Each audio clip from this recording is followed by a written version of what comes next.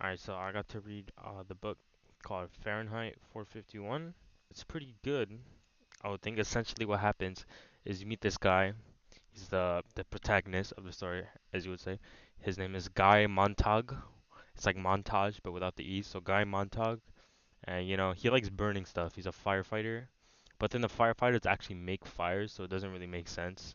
So you got your boy Guy making fires, burning stuff, and basically they live in a society where they hate books. They hate books so much.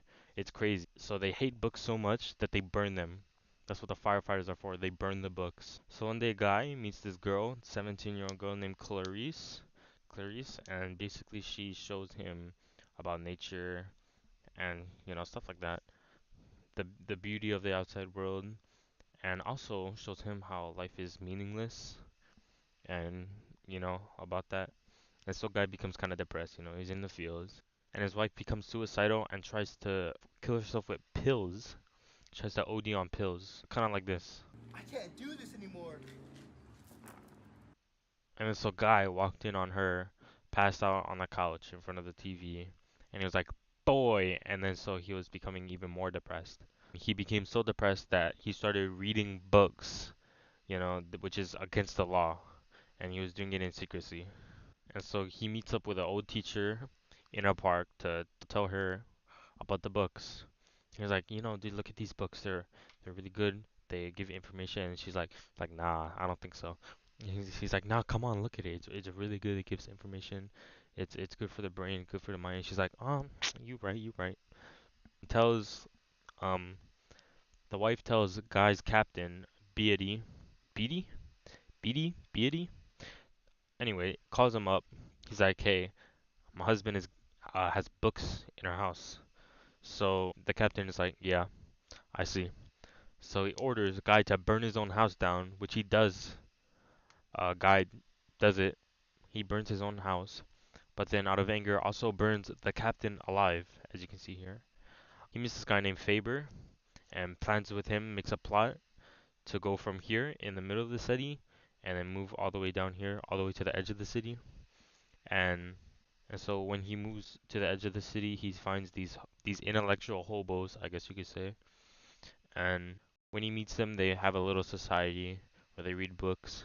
And then coincidentally, when he's in the edge of the city, a rival country bombs the city and he's out of the danger zone. So basically, civilization on the city is demolished and they have to create a new civilization.